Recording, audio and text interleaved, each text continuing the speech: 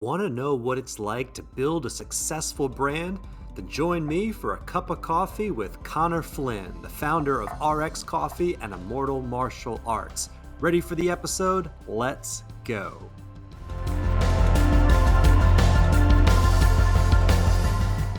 Welcome to the Social Media Lawcast. I am your host, social media attorney Ethan Wall. Yes, a social media attorney is a real thing, and we use this podcast to talk about all things about social media and the law. But we also, from time to time, get the chance to talk with influential people in the social media space and successful entrepreneurs just like you who are building successful brands and successful businesses. And today, I've got the pleasure of speaking with a great friend of mine, Conor Flynn, coffee and fitness junkie, the founder of RX Coffee, the co-founder of Immortal Coffee, and the co-founder of Immortal Martial Arts Center. Without further ado, Conor, what's going on, my man?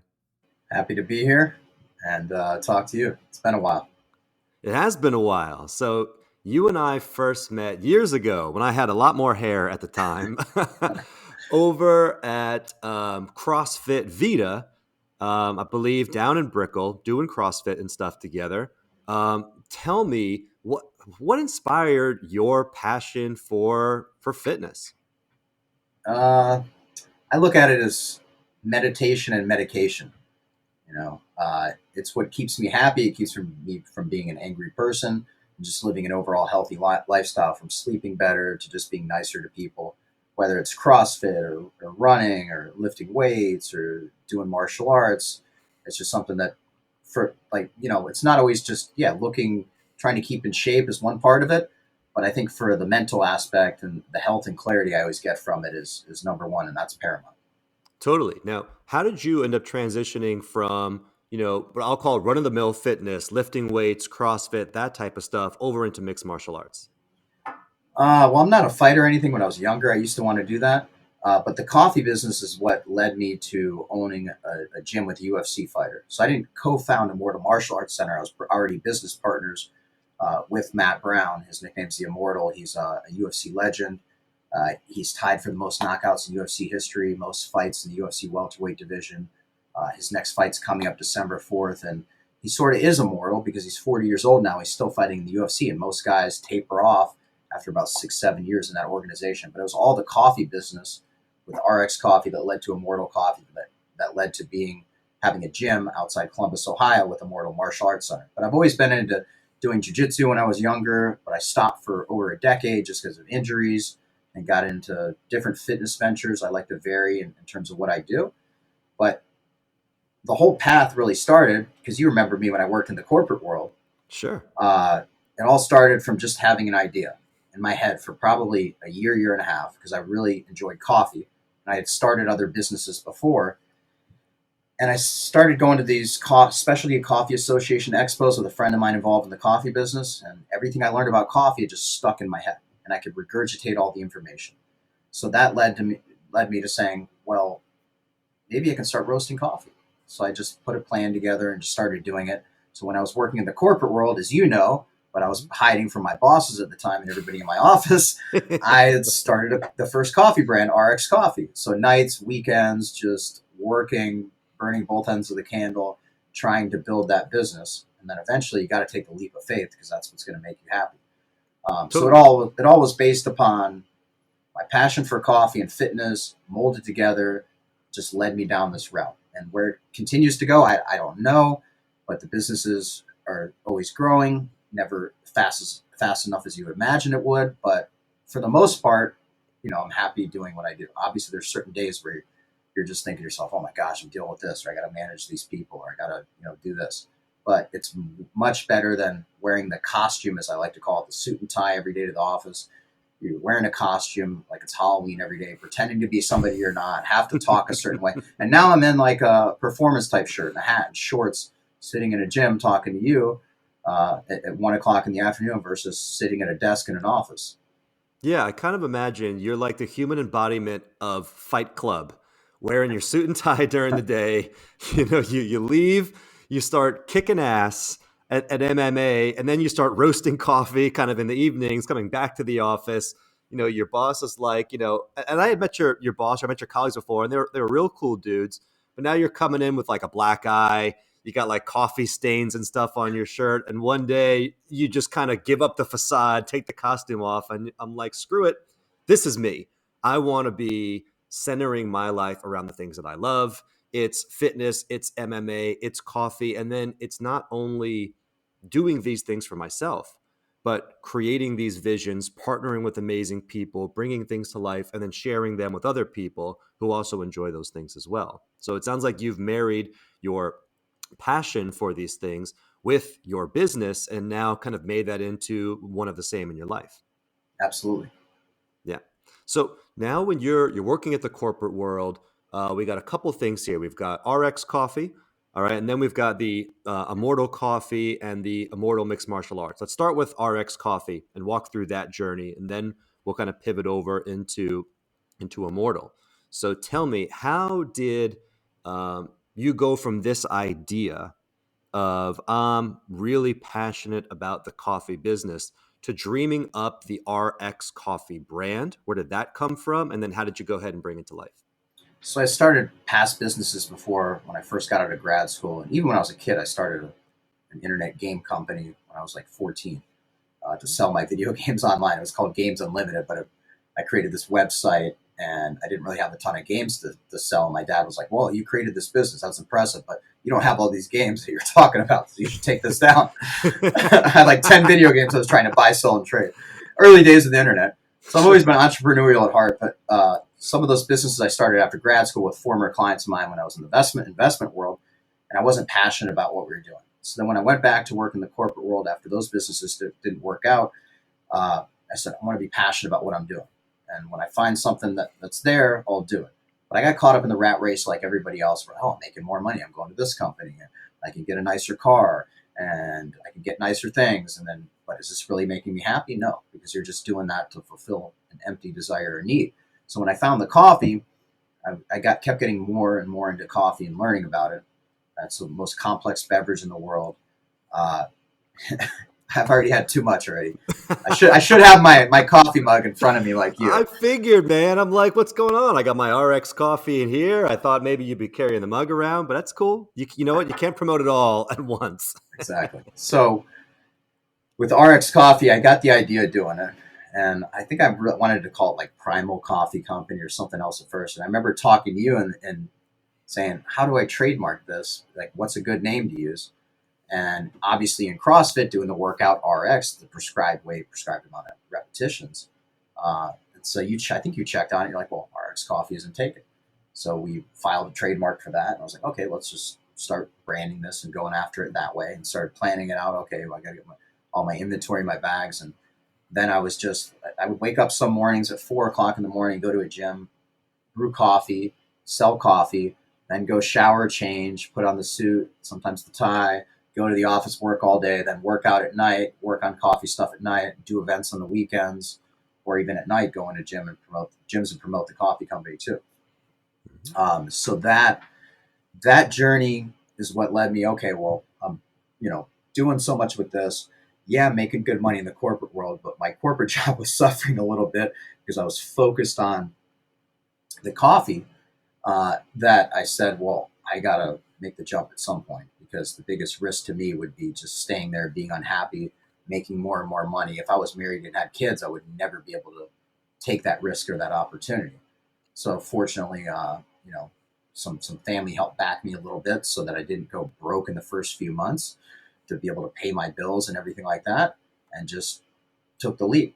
And it wasn't without a lot of speed bumps in the process because when I got the final trademark after a year, everything going well, there was another company. I don't want to get into it too much or discuss it because you never know what might come back to bite you. But somebody tried to cancel our trademark, so then went through a trademark suit for about 18 months of trying to protect it, and that's a whole other discussion that I Sure. can get into. So that is what led to Immortal Coffee.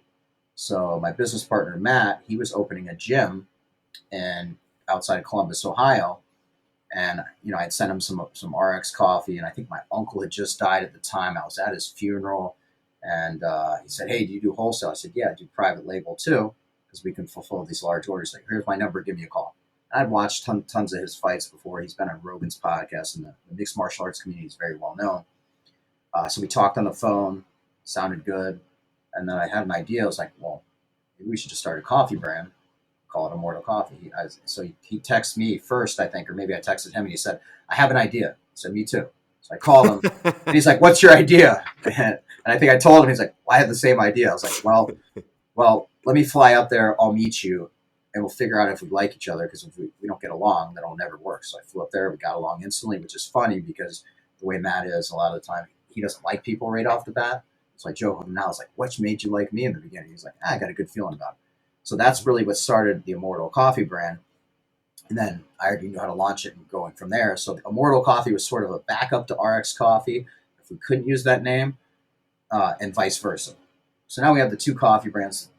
And then because of the relationship with Immortal Coffee and being business partners with his gym, he said, "Yeah, I want to bring you to the gym. Why don't you do this?" And it's like, "Yeah, I like South Florida. That's my home. Always end up there or be there."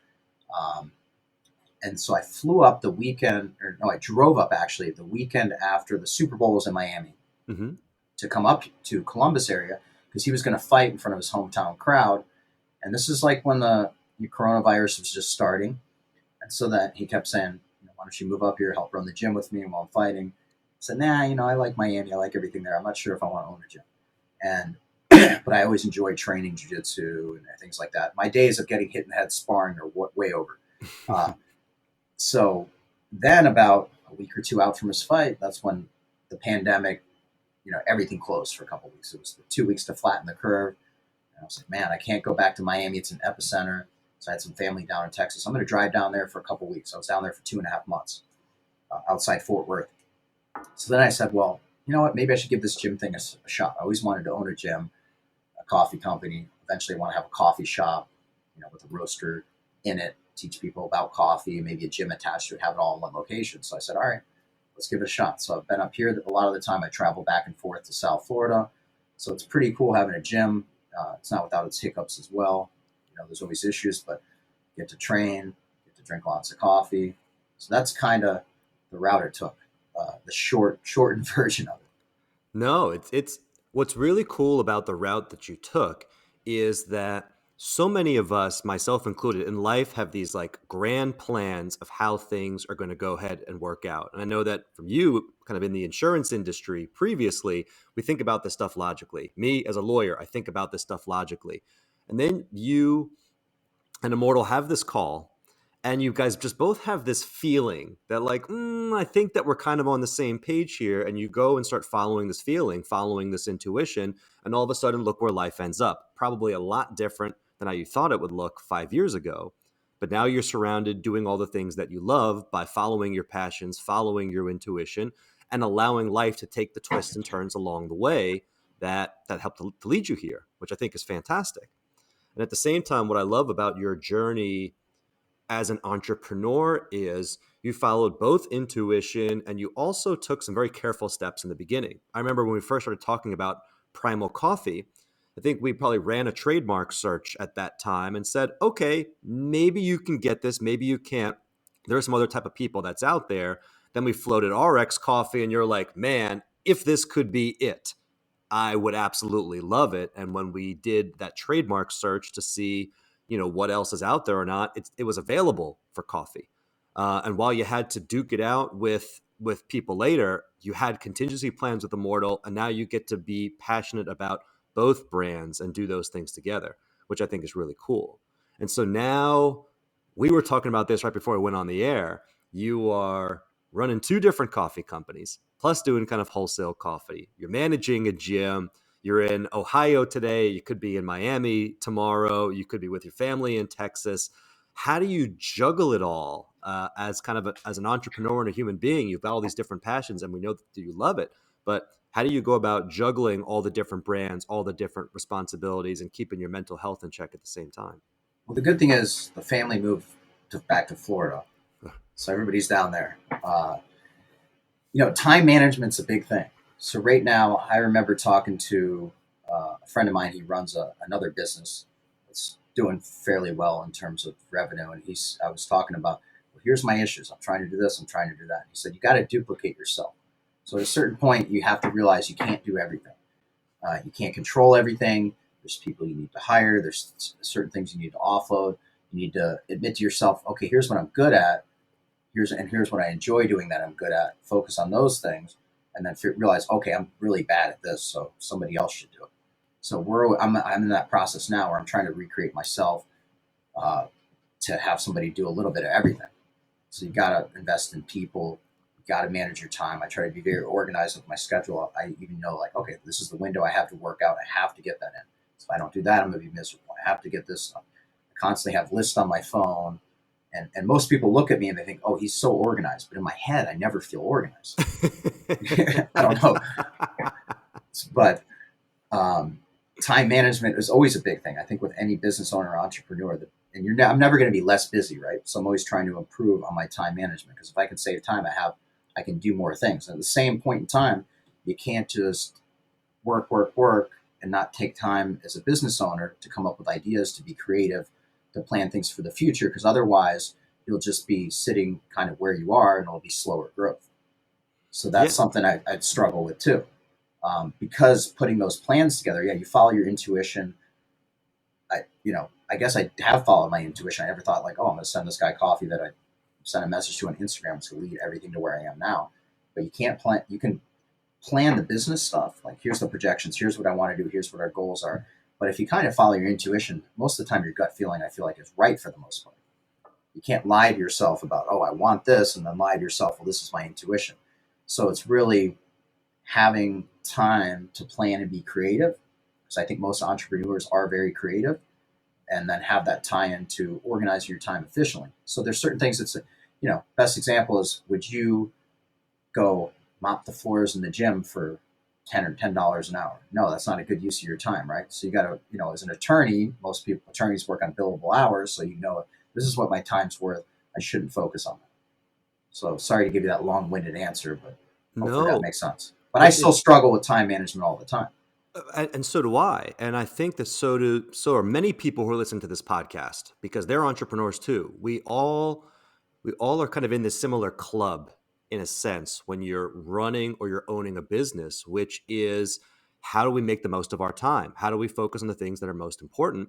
And I kind of always go back to this concept in my head of, always heard work-life balance, right? I remember when I was working for other law firms at the time, and you would hear, hey, look, our firm is really big about, work-life balance and, making sure you get a little bit of both. And I would always think to myself, who created this line between work and life? Like, we all get 24 hours in a day. We don't know how much time we're going to have in life, and we have to make the most of our time that's there. And so when we balance work and life, really, it's just kind of balancing life in a nutshell. It's, how do we fit in all the things that we want to do? How do we prioritize these things, as you say? Should I be working on the business plan? Should I be mopping the floors? And look, in the beginning, someone's got to mop the floors. I had to do invoicing in QuickBooks. I have to both, like, on a daily basis, probably like you, think about, how do I want to have these fun conversations with Conor and market a podcast, while at the same time review a contract, while at the same time doing my PPP loan forgiveness application. All of these things are important, but in the beginning, we as entrepreneurs kind of have to do all those things until we get to a point where we're like, look, if I keep mopping the floors, if I keep reviewing the same contracts over and over again, if I keep doing these administration things, I'm never going to be able to grow. I'm never going to be able to bring that vision to life. And that struggle, I think, is something that all entrepreneurs share, and probably most people share. And I'm sure a lot of people are kind of sitting here listening to the podcast right now, doing this head nod that I'm doing, thinking, yeah, I'm glad that I'm not the only one that goes through this, because I think people look at you, or they might look at me and say, wow, it looks like you guys are doing a ton. You've got a few different brands that you run. You have all this. You must have cracked the code. And what they know is, hey, we're doing our best, but we're struggling through this just like you are. There is no code, and there's no right or wrong way. There's some wrong ways to do it. There's no one path that's given, or one cheat code that you can use. I'm not above any task. I still mop the floors most nights here. A lot of nights when I'm in town here at the gym, I still do a lot of it. You can't be above anything. But I think with entrepreneurs, everybody feels like, oh, it must be nice. You can go work out in the middle of the day, or you can do this. What they don't see is all the other hours that you're basically have to be on or working 7 days a week. So I think it's important with the work-life balance of an entrepreneur is you have to take time to yourself.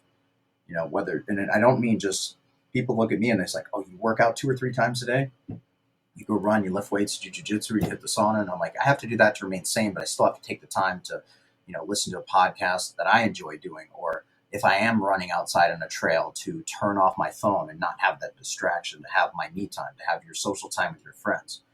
But it's never. I think it's always going to be an endless battle that everybody will struggle with in terms of managing that time. But you Yeah. got to realize what's important to you, just like it is, well, these are the important tasks to do for the business. What's important to me for my free time? Because if you can't do both, if you can't enjoy your free time in your life, then why are you doing this? Exactly right. It's what's the point? What's the point of it all if you're not going to enjoy it, if you're not going to have fun, if you're not going to be moving forward the things that you want to move forward in life? And I Now, remember talking to you when you closed down your office in Miami because you wanted to travel because you realized you were getting more burden and that's what you wanted to do. So I thought it was very admirable. And I love seeing when you were posting on Instagram traveling around the country. I'm like, man, Ethan's out there. He's doing it. He's doing what he wants to do. and I appreciate it. And it's funny because you know, I was equally as scared and equally as afraid to go ahead and do it and to think, can I go ahead and live this lifestyle? Can I go ahead and take this leap? And I think you mentioned that earlier is at some point, you just have to take the leap. You have to literally take that leap of faith that I have this safe and comfortable life where I am with a paycheck coming in or however it is that life looks like. But my dreams are over some chasm, over a cliff that there's no way that I'm going to get to those dreams unless I take the leap. And I don't know if I'm going to succeed and I don't know if I'm going to fail, and we don't want to jump recklessly. We try our best to measure things out, to build an on-ramp, to do something to make the leap as safe as it can be. But at some point we all have to take the leap or we don't. And it's awesome to see people like you going out there taking the leap and showing people, hey, it's not that the journey's easy and it's not that it's without struggle, but would you go back to your corporate life? Right? Could you ever see yourself reversing course and doing that again, or kind of once you leap, that's it? No, but there's plenty of times in the very beginning where you're like, I just walked away from all this money. What am I doing? You question yourself. I've questioned myself or laid awake at night so many times, and you're like, what am I doing? Is this right? Okay, just keep going, stay motivated. Because you're like, most people aren't honest about that. I always find it's good to talk to people who are very honest about, look, even sometimes I'm like, what am I doing over at a gym? Because I don't like being in one place. The white picket fence, staying in one place, cushy job, that's never been for me. What you do going out traveling, like I like traveling. I've been on 36 flights this year. I've been to visit my sister in Hawaii. I've been to Colorado. I've been back and forth to Florida a bunch of times. I like going somewhere different every 4 or 5 weeks. I have no problem with that as long as I can enjoy some free time doing it. But to be very honest about everything, it's not easy. Uh, and yeah, any entrepreneur struggles with it. I think it's very good to be open and honest with those things. Sure. I think it's true. I think there was a couple years ago, especially in the time of social media, where everybody wants to show how great their life is, how perfect everything looks, and not show the struggles behind what it is that we're going through. And I think this new wave of kind of people being more authentic about, hey, look, I'm doing it, but I'm struggling too, is really important because it's true. And I think people are drawn to people who are authentic. And I think that by having these authentic journeys, you could say, I can follow my dreams and still struggle and still have setbacks and still have weaknesses and still have sometimes where I sit up at night in bed and be like, what the F am I doing? But that's real. And I'm sure Matt, I'm sure you, I'm sure any successful entrepreneur has gone through the same type of thing. And what we might call success, some people might think of in dollars and cents. But I think you and I probably measure success a little bit differently, which is, am I getting to live the type of lifestyle that I want to live? Am I being true to myself? Am I going out there and, giving my passion whatever it has? And I think that's a level of success that no one could take away from you and you can't see on a balance sheet. And I think that's what makes those late nights looking up at the ceiling fan thinking, what the heck am I doing, walking away from a paycheck, a little bit easier, and over time gives you that gut feeling and that intuition that we're making the right call.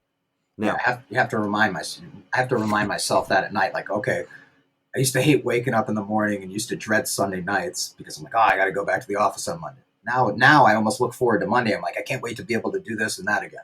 yeah, I'm with you. Now tell me, you said earlier there's no specific code, okay? But there are things that I think each of us bring to the table, or that each of us have learned along the way, that might be able to help somebody else along the way in their entrepreneurial journey. What would you think is one piece of advice that you've got, a young entrepreneur out there? Their dream could be something completely different. Their dream could be, I don't know, scuba diving through you know, all of the Pacific and kind of capturing this content, or maybe they're starting their own new clothing brand that they've always wanted to bring to life that offers something different. What's one piece of advice that you have for a budding entrepreneur that you think can help guide them on their journey? When you're doing your business plan, everything ends up costing 2 to 3 times more than you originally thought. That's so just budget that in. That's one thing I've always realized. If you think you have all the costs covered, it's always going to cost more. But I really think that the best piece of advice for especially young entrepreneurs, find something you're really passionate about. Don't just open the business, but then learn as much as you can about it, or work. Like if you want to open a restaurant, go work in the kitchen, wait the tables, be a bartender. You want to work in apparel, learn as much as you can. Read books about entrepreneurs. Like if you want a shoe company, listen to the audiobook or read the book Shoe Dog by Phil Knight, the founder of Nike, because it talks about his struggles, not his successes later on. So learn as much as you can about that topic and take your time before you launch it. Because once you launch and you're 100% involved in that, and that might be your only source of income, there's no turning back. There is no, I think a friend, we would always talk about, there is no plan B. Plan B sets up plan A to fail. So you're all or nothing. But it's really just get yourself involved in the business you think you want to do and learn as much as possible about it.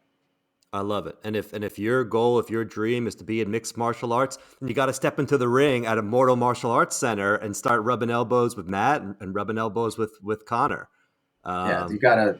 Yeah, it's that's a journey that people see it and they think, oh, I want to do this, I want to do that. Because we also manage fighters here at the gym. We have people that fight. There's so much to learn. So you gotta just train, train, train. That's a full time job in itself. And there's not a lot of money in that. I love There's it. there's very few Conor McGregors out there, Nate and Nick Diaz, that made a big name for themselves. Yeah, but those people would have never made their names for themselves unless they got started, unless they took that first step. And so let's say now that people want to take the first step and they want to learn more about Immortal Coffee. They want to learn more about Immortal Martial Arts Center. They want to learn more about RX Coffee. Where could they find you guys on social media and follow along your journey and learn more about what you guys are doing? So the social media and the webpage are the same as Drink RX Coffee. That's all the social media, and that's drinkrxcoffee.com. If you even forget that and you Google RX Coffee, it'll be the first one to show up. And then for Immortal Coffee, it's immortalcoffee.com. Somebody had Immortal Coffee domain taken. I don't think they've done anything with it. That's another piece of advice. If you have a domain you think you want, they're cheap online. Just go ahead and reserve it and look for Spend the the 12 domains. bucks. Look for the domains, but you can always add on like drink for Drink RX Coffee or the for Immortal Coffee, just so you can get something similar. And then immortalmartialartscenter.com. Social media for that is at Immortal Martial Arts. Um, Another thing is, we're always trying to produce more content for things like that. So if people ever are out there wearing any of the gear for any of the coffee companies at the gym, or drinking the coffee, take pictures, send them to us. We'll give you credit for it. We'll post it up online. If you're ever in the Columbus, Ohio area, come by, check out our gym. Um, I don't know where I keep going with that, but Yeah, man. No, for that's sure. Come step in the ring. And then I think that you said that Matt's got his next fight coming up on December 4th. Tell us about that again. so December 4th in Vegas is a UFC fight night. Also, a good friend of ours, Mickey Gall, will be fighting on that card too.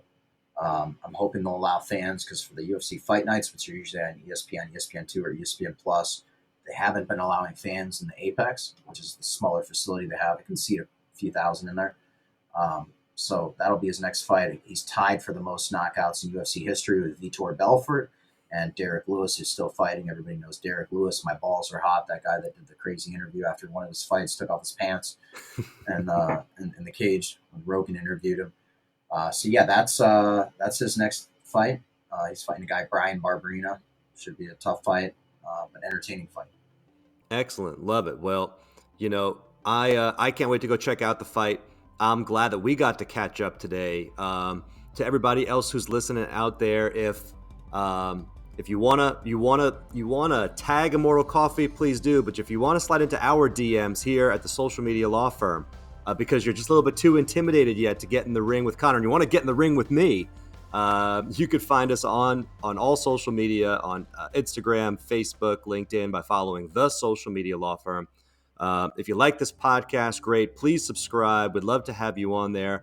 And what would really mean a lot to us is to go online and leave a review and say, Ethan, you're okay. But man, I loved hearing from Conor. I love learning about Immortal Coffee. I love the advice that I gave. Leaving those reviews, subscribing to the podcast itself is a big help.